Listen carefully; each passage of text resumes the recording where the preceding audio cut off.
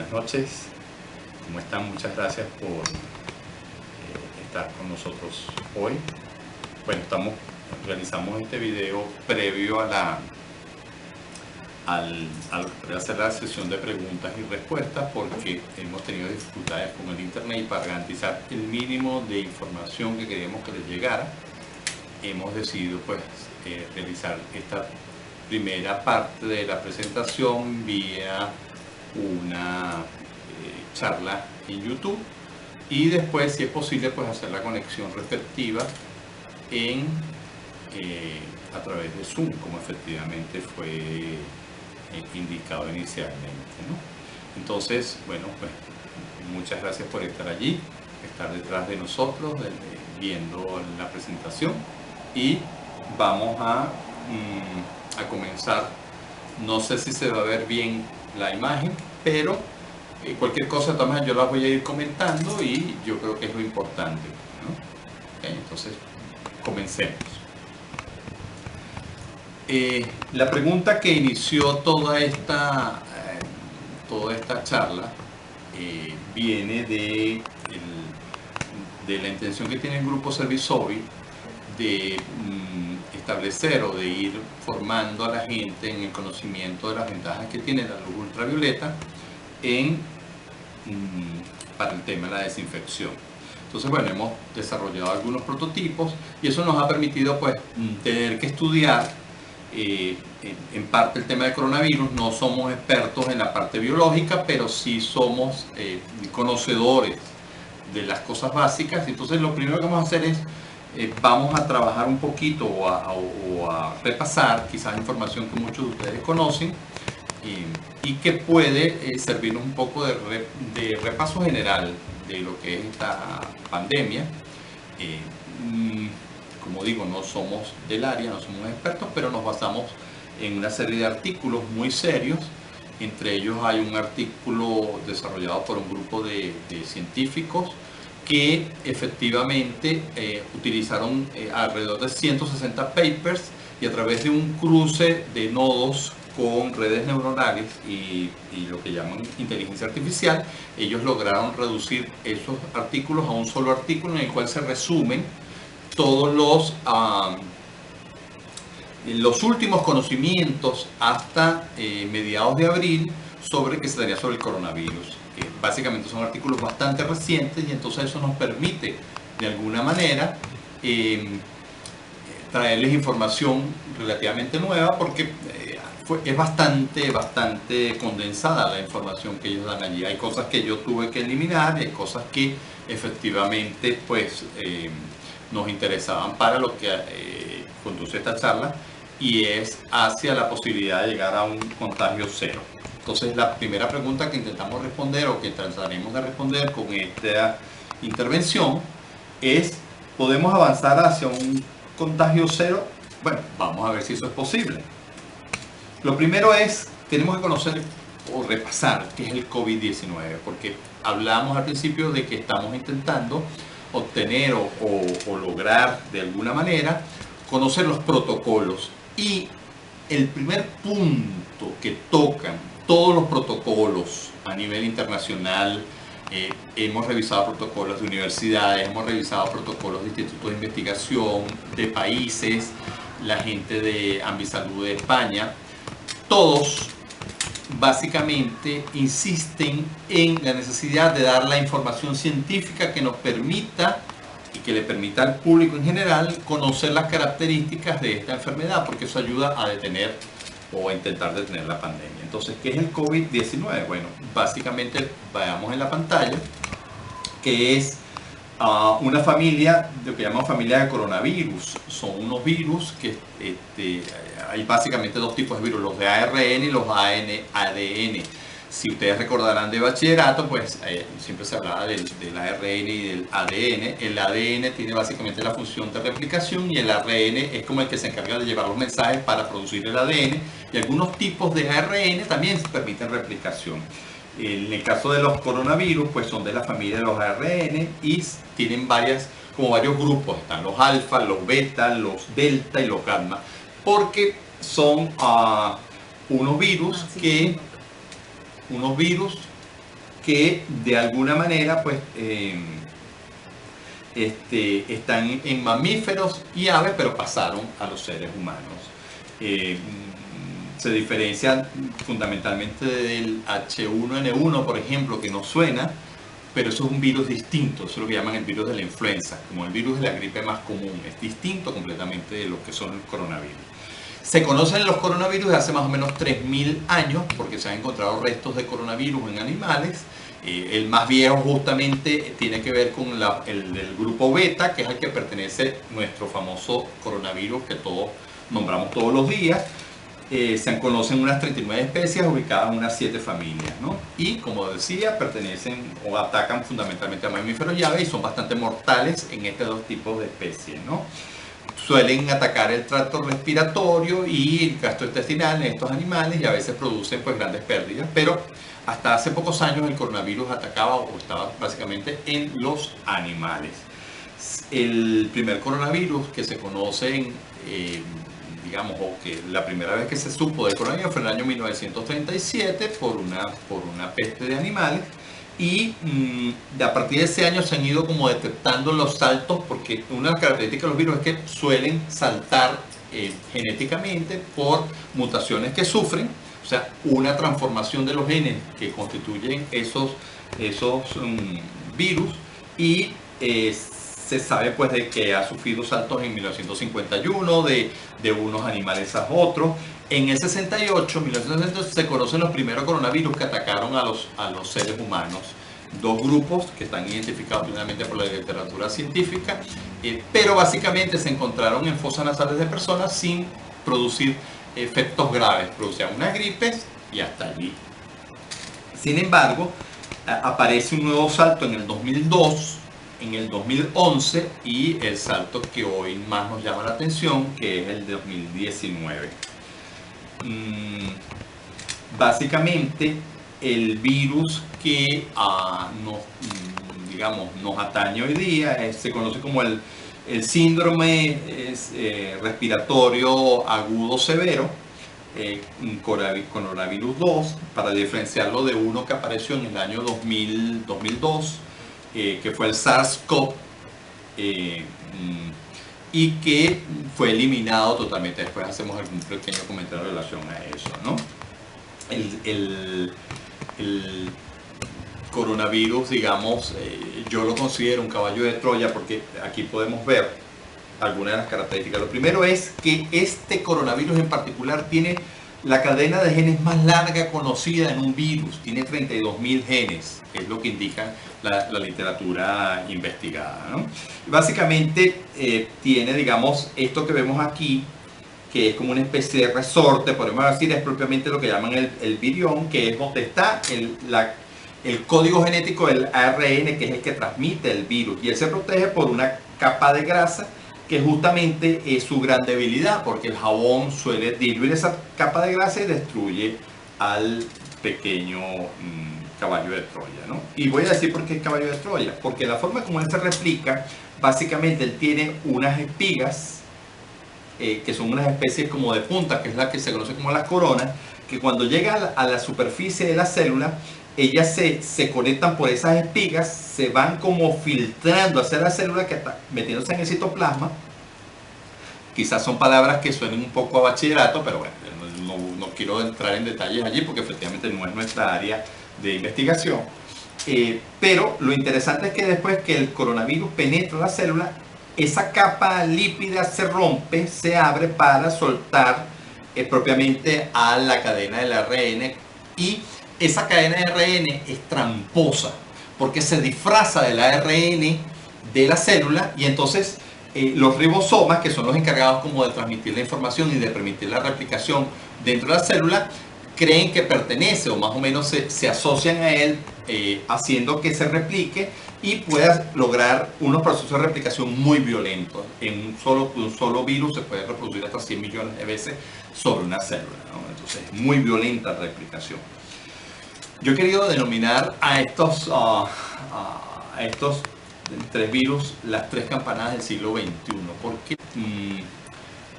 Las tres campanadas. ¿Por qué digo las tres campanadas del siglo XXI? Porque ya hemos tenido fíjense que curiosamente la última experiencia grave de pandemia la tuvimos en el año 2000, en el 1918, con la famosa fiebre española, que de español no tenía nada. Y antes, en el 1348, ya había ocurrido la famosa peste negra. La peste negra arrasó con Europa, mató unas 75 millones de personas. Solamente sobrevivió unos 25 millones de personas de los 100 que había en Europa. Bueno, hay muchísimas anécdotas pero que quisiera contarles, pero no me da la vida, no me da el tiempo de esta charla. Después, si quieren, en las preguntas pues podemos ampliar un poquito el conocimiento. Pero digo que son las tres campanadas porque ya hemos tenido, en el 2002 hubo ese primer golpe de lo que fue la pandemia. Esa pandemia se pudo controlar gracias a que se siguieron unos protocolos que intentamos seguir hoy, pero que no van a ser tan efectivos si no hacemos conciencia de esos protocolos. Después, en el 2011 apareció el síndrome respiratorio del Medio Oriente. Esa pandemia todavía no ha sido controlada totalmente. ¿Cuál es la diferencia? Que el nivel de contagio, tanto de la 2002 como la del 2011, son distintos a la del 2019. ¿Por qué? Porque la del 2002, el contagio se producía cuando las personas enfermaban. Entonces, cuando una persona se enfermaba, se podía controlar, mitigar, aislar y resolver el problema. No habían asintomáticos, no había una contaminación previa. La del MERS, aunque no ha sido controlada, básicamente se transmite de los animales, básicamente de los camellos, a las personas. Y aunque fue mucho más agresiva, porque se habla de una mortandad del 30%, a diferencia del 10% que dio la del 2002, la del MERS, digamos, ha sido también en cierto punto, no ha vuelto a aparecer, porque el contagio con los camellos, pues evidentemente es menor, ¿no? En cambio, el coronavirus 19 o el COVID-19 es muy parecido a la peste negra porque los síntomas aparecen cuando ya llevas días contagiando gente, y eso sí complica la situación totalmente, ¿no? Y datos interesantes, por ejemplo, a diferencia de la influenza, que tiene un nivel o una velocidad de mutación muy rápida, el coronavirus más bien tiene una mutación lenta. Sin embargo, hay dos datos interesantes que conseguimos justamente en revistas especializadas. Que el coronavirus empezó con una cepa que se conocía como la D614 en noviembre en Wuhan, y pasó a Europa con una cepa que se conoce como la G614, que es mucho más agresiva desde el punto de vista del contagio.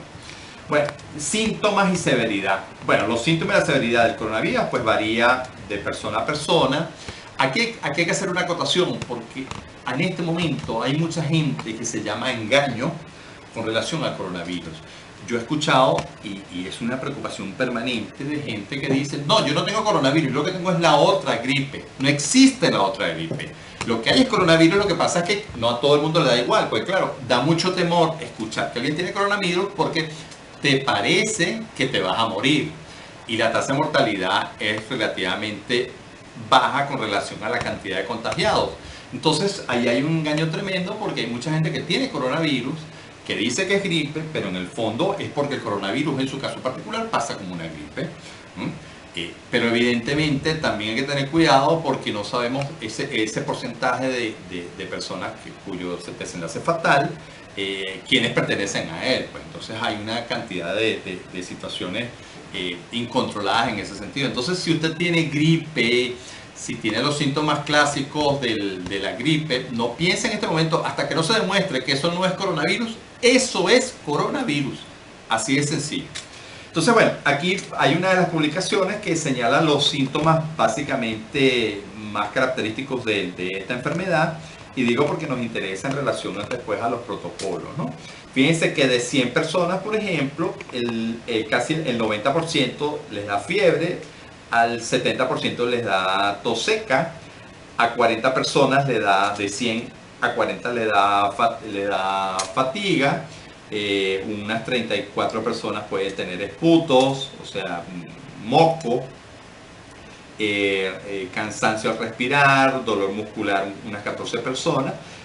Fíjense, a 4 personas de 100 le puede dar diarrea, a 5 le puede dar congestión nasal, a 5 también le puede dar vómitos, escalofríos a 12 personas, o sea que son unos síntomas. Pero si tiene fiebre, básicamente eso es coronavirus en este momento. Después la velocidad de transmisión, que se conoce como unos índices, se llaman R sub 0, la tendencia es que sea menor que 1, pero eso es lo que quisieran los países o los grupos epidemiólogos, que fuera menor que 1. El problema es que el coronavirus en este momento puede tener 3 o 3,5, 3,8, 5,3 de ese factor, ¿no?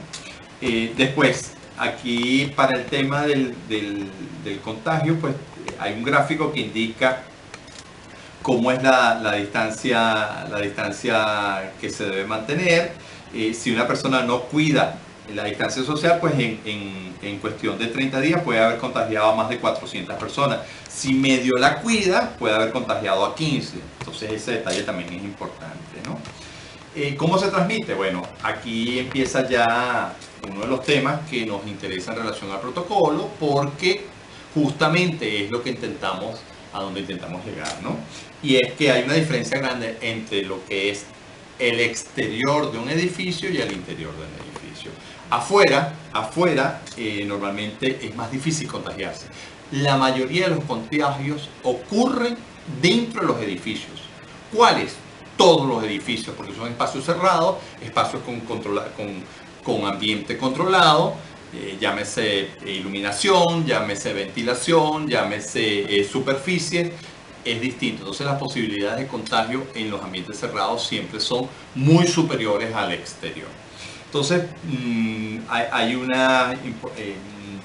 básicamente hay unos mecanismos de contagio que son las grandes gotas, que es cuando una persona que está enferma tose o estornuda, transmite inmediatamente a una distancia muy corta esas gotas grandes, que son mayores a 5 micras.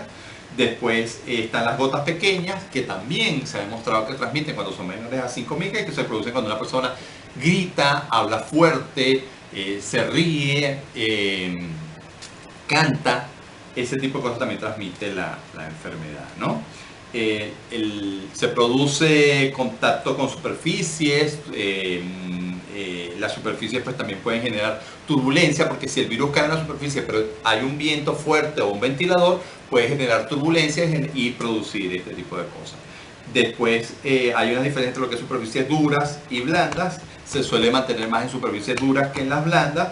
Y por último, otro de los puntos de contaminación son las heces fecales, ¿no? La persistencia en los materiales es muy variada, pero se ha descubierto que pueden durar, independientemente del material, hasta 8 días, 9 días, ¿no? Aquí hay un punto interesante, que es la sensibilidad del ambiente del COVID o del SARS-CoV al ambiente. En general, en la temperatura suele resistir o suele aguantar con mucha facilidad a bajas temperaturas. Se ha descubierto que a 4 grados puede aguantar hasta 14 días, que a 22 grados puede sobrevivir hasta 4 días, a 37 grados normalmente sobrevivir un día, a 56 grados puede vivir entre comillas, porque no es vida, pero puede permanecer hasta 30 minutos, a 70 grados, fíjense, estoy hablando de 70 grados, que ya es una temperatura bastante alta, puede durar hasta 15 minutos, y a 96 grados, 1 minuto. En la humedad, pues resiste bastante bien en términos de humedad, y combinado con la temperatura, pues puede lograr una gran persistencia, ¿no? La luz solar lo ataca con relativa facilidad, o sea que sufre las consecuencias de la luz solar, y la luz UVC, la luz ultravioleta, la luz solar, pues suele atacar bastante bien al coronavirus. Particularmente la luz ultravioleta C, que es nuestro campo de trabajo, es la que mejor y el mejor desinfectante y el elemento que mejor ataca al coronavirus. Bueno, venimos hablando de la diferencia que hay entre el exterior y el interior de los edificios. Y aquí viene la gran pregunta que se hacen muchas autoridades y que da origen a los protocolos. Es ¿cómo preparar los edificios para la nueva realidad?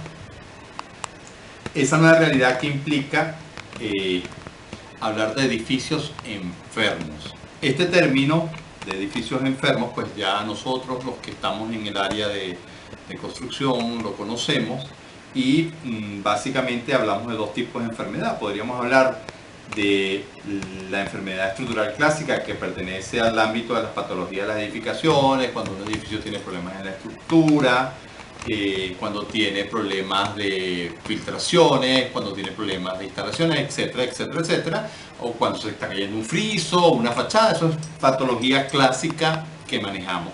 Y hay una patología que llamamos, y yo la llamo la enfermedad contagiosa moderna, a la cual se está incorporando ahora el COVID, que es lo que se llama el síndrome del edificio enfermo. Ya eso se conoce de los años 70, que producía en los edificios una serie de síntomas en las personas que estaban en edificios cerrados, que no tenían ventilación natural, que no tenían iluminación, no tenían patios, etcétera, etcétera. Esa modernidad ha hecho que los edificios también caigan enfermos y que contagien. O sea que no solamente es pandemia de personas, sino pandemia de edificios, ¿no?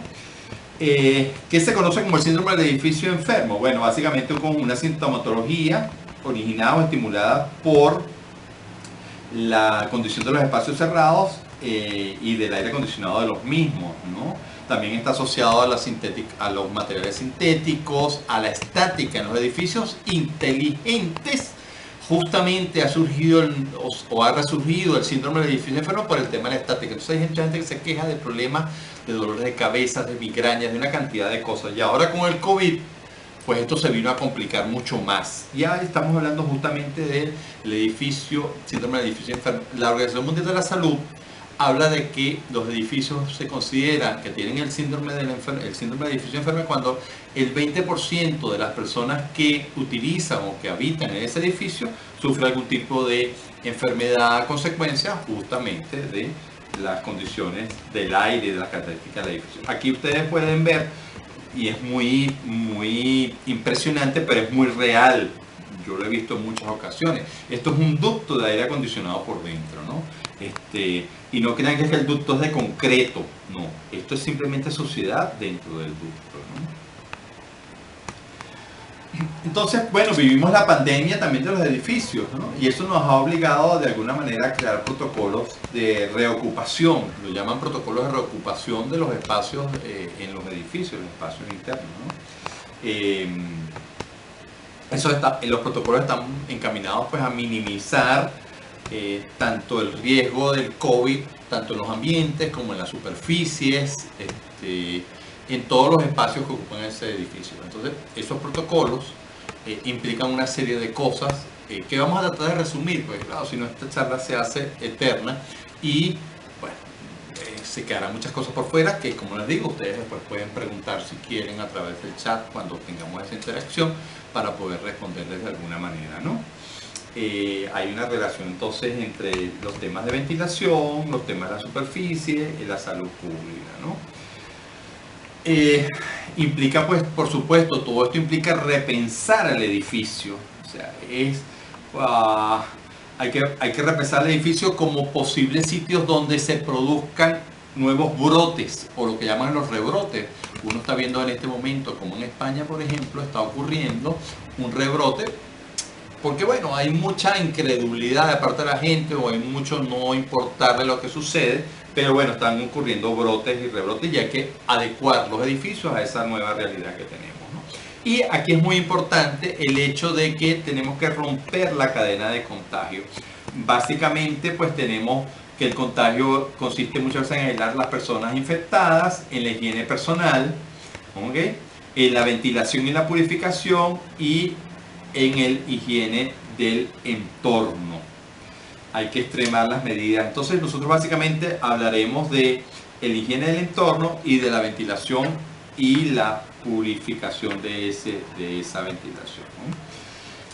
Bueno, vamos a hacer un recorrido de lo que podría ser el acceder a un edificio en los actuales momentos. Bueno, esta foto que ven aquí no está puesta como un adorno. Esto es un marco en un edificio importante de abogados en los Estados Unidos, en el cual se colocó un marco de desinfección, pero no es como los que hemos acostumbrado nosotros, hemos visto por ahí en los centros comerciales, que ponen una cabina, te bañan de cloro, si eres alérgico te terminan de matar, o te mata el COVID o te mata la cabina, eso es un tema. En este caso, ellos han hecho un arco de desinfección de luz ultravioleta C, pero cuidado, muchísimo cuidado con esto. Estos arcos de luz ultravioleta C, hay que entender el tema porque la luz ultravioleta tiene una particularidad que, como lo dije en otra charla, es una radiación electromagnética que a 254 nanómetros es capaz de acabar con los virus, las bacterias, y de hecho es el mejor elemento desinfectante que se conoce en este momento, mejor que el ozono, mejor que el cloro, mejor que el amoníaco, mejor que todos juntos. Pero tiene la particularidad de que es peligroso para la piel y para los ojos. Puede incluso, aunque no está totalmente comprobado, pudiera producir hasta cáncer de piel. Entonces, cuando se habla de un arco de desinfección, como el de la fotografía, se está hablando de la última tecnología que incluso todavía está en proceso de investigación, que es lo que se llama luz ultravioleta lejana. No es la que tenemos en el país, lo que nosotros estamos trabajando es básicamente luz ultravioleta mediana o cercana, del tipo C. Esta es luz ultravioleta lejana, que básicamente no trabaja a 254 nanómetros, sino trabaja a 222 nanómetros, porque se ha ido se ha ido estudiando que existe una poca influencia de ese tipo de radiación, la de 222, sobre la piel de las personas, y es capaz de acabar con los virus a esa radiación. El problema es filtrar esa luz para que produzca ese tipo de radiación, y ese tipo de bombillos son extremadamente costosos porque implican unos filtros muy específicos, del cual yo todavía tengo mis dudas, porque si no filtras a 222 puedes tener un haz de luz ultravioleta C que te va a matar los virus, por supuesto, pero no te garantiza que eso no te va a producir cáncer. Entonces, evidentemente que esto debe pasar por una serie de normas antes de producirlo. Sin embargo, nosotros apuntamos a que eso también tiene que llegar en un momento a todos para poder hacer una desinfección en seco, una desinfección segura y una desinfección rápida de lo que es esta nueva realidad. Después tenemos un detalle de un dispositivo que es muy similar a uno que hemos diseñado nosotros en el grupo Servisobi y que tiene que ver con el control de acceso. Aquí es importante señalar que cuando se accede a un edificio hoy día, en base a estos protocolos, se tiene que medir la temperatura, como lo hacen, nos estamos acostumbrando a ver, nos exigen que nos pongamos tapabocas, en algunos sitios incluso utilizan guantes. Pero hay detalles, por ejemplo, ¿qué pasa con ese tapabocas que viene del exterior? Probablemente es un tapabocas que pudiera venir contaminado. Entonces a veces requiere también la desinfección en el punto de entrada, si es un sitio muy controlado, de esos implementos que se utilizan justamente para aislarnos del virus. Después están los dispositivos de desinfección de calzado. En este caso esto es en un aeropuerto en el Gerald Ford de Michigan, me parece que es en Michigan, donde ellos colocaron un dispositivo que te permite desinfectar el calzado utilizando luz ultravioleta C. Pues eso forma parte también del protocolo. Nosotros aquí hemos visto que ese protocolo está asociado a bandejas de cloro, que incluso en algunos países ya las están prohibiendo por el tema de la alergia que puede producir el cloro. Entonces, bueno, en cambio la luz ultravioleta en este caso, da una desinfección segura. También tenemos sitios donde puedes, como en hospitales, que están desinfectando mascarillas N95, porque les permite reutilizar ciertos productos con una desinfección segura, y también utilizan cabinas que rápidamente, pues evidentemente hace su trabajo, ¿no? Aquí es importante recordar un detalle, la desinfección de las manos. Probablemente ya todos escuchamos todos los días el tema de lavarse las manos. Yo, siguiendo con los protocolos, quiero hacerles una pregunta. Fíjense que una de las cosas en las que más se insiste es la desinfección de manos y de objetos. ¿Quién de ustedes se lava las manos siguiendo el protocolo? Probablemente lo hicieron alguna vez, pero ya hoy día la gente no se lava las manos. Si uno recuerda cuál es el protocolo, te tienes que limpiar, te tienes que por encima, por debajo, no sé, 20 segundos. Esos 20 segundos se han vuelto nada. La gente apenas... Y todos nos olvidamos de los protocolos y no nos podemos olvidar de los protocolos. Entonces, esto es importante siempre estarlo como retomando porque siempre nos lo están recordando, ¿no? Ahí tenemos también las cámaras estas, como decía, donde se desinfectan los objetos, como en unos hospitales que han hecho desinfección de esto, ¿no? Conviene, pues eso, desinfectar los tapabocas que vienen contaminados de las manos. Algunos protocolos internacionales recomiendan incluso la limpieza de los cauchos de los vehículos en las entradas de los estacionamientos, en universidades y en oficinas públicas recomiendan eso. Incluso si hay espacios especiales para los invitados. Entonces, por otro lado, en el plan de reorganización de los espacios se requiere de alguna manera que toda la parte espacial de los distintos ambientes se reorganicen.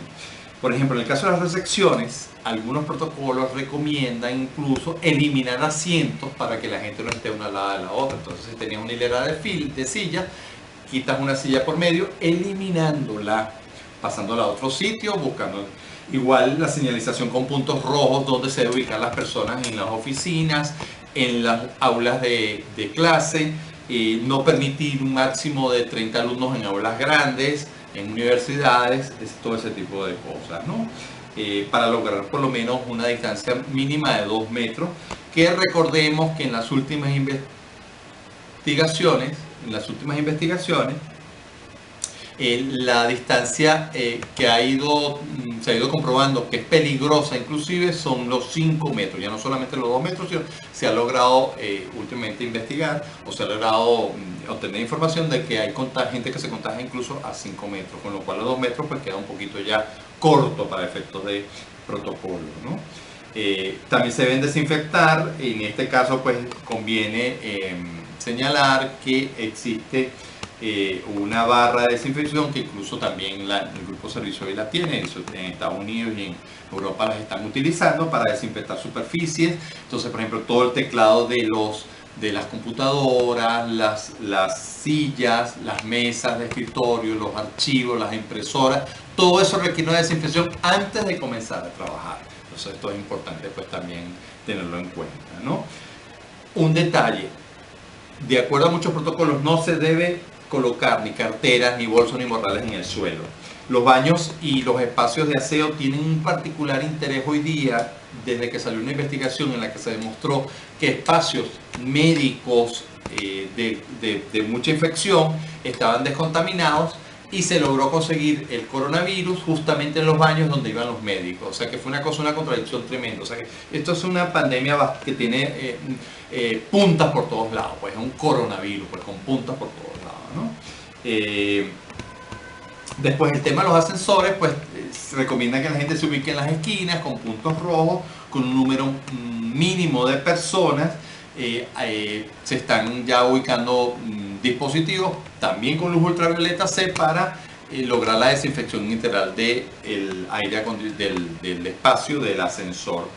Por último, he dejado el tema de la desinfección que quizás es la más crítica, que es con la que se comienza todo el tema de los ambientes con síndrome de edificio enfermo, que es el aire acondicionado. Aquí tengo una imagen de lo que es una unidad de fan coil, como lo dice allí, que tiene los ductos por los cuales sale el aire, por los que se empuja el aire, pero tiene una cosa de la que nunca se habla, que es el retorno. Esta rejilla que ustedes ven aquí retorna el aire, o sea, lo recircula. Y esa recirculación ha hecho que se demuestre que hay un artículo incluso que se hizo en febrero de este año en el que se demostraban 3 casos distintos en que la gente se contaminó por el aire acondicionado. Entonces hay que empezar a tener muchísimo cuidado cuando se vaya a los bancos, cuando vaya a oficinas públicas, cuando vaya a oficinas privadas, porque si el aire acondicionado, incluso en restaurantes, si el aire acondicionado se recircula, usted es un posible candidato a ser víctima del COVID. Allí también es importante decir que existen dispositivos que introducidos en la unidad de la UMA, en el caso de los equipos grandes, en los fan coil, incluso en los equipos pequeños, con luz ultravioleta se puede lograr una desinfección integral del aire. Además, la luz ultravioleta produce un cierto grado de ozono y esa posibilidad pues queda también para ayudar a matar los malos olores. Por ejemplo, ese olor típico de los restaurantes que uno va y huele tiene un olor extraño. Bueno, eso se puede acabar con la luz ultravioleta. Bueno, ya visto todo lo anterior, vamos a hacer un pequeño resumen de cuáles serían los protocolos a seguir en el caso de una reocupación de un edificio. Hay unas medidas que son las que toman los encargados del edificio y unos protocolos que todos debemos aprender a tomar. Pues. En la entrada tenemos que desinfectar los zapatos, ya sea con cualquier método. Nosotros recomendamos la luz UVC porque sabemos que eso lo están utilizando a nivel universal. La desinfección de las manos, incluso en las universidades intentan colocar lavamanos en distintos sitios para que la gente se pueda desinfectar. La desinfección de las cosas, el uso obligatorio del tapabocas, lavarse adecuadamente por supuesto las manos, la desinfección de todos los sitios donde vamos a trabajar, ya sea con medidas, digamos, ultravioleta con robots o con escáner de limpieza o con medios, los medios tradicionales que no son tan buenos para la desinfección propiamente del COVID. Y el aire acondicionado, que es fundamental en este tipo de cosas. Yo me he puesto un poco, diríamos, un poco preocupado porque veo que muchos sitios manejan aire acondicionado muy cerrado, muy contaminado y ya hasta tengo mucha precaución de ir a ciertos sitios justamente por este tema. Entonces, bueno, esto creo que ha sido más o menos un resumen. Les agradezco de verdad el que estén allí. Por favor hagan a través del chat propio del sistema pues las preguntas que les estaremos respondiendo de inmediato. Hemos tratado de que esto sea un resumen pues y hemos dicho solamente un porcentaje muy pequeño de lo que teníamos que decir. Cualquier ampliación o cosas pues nos pueden preguntar, se las podemos responder, podemos crear algún tipo de otra actividad en la que ustedes quieran enfatizar alguna cosa en particular y bueno, nuevamente muchísimas gracias por su participación.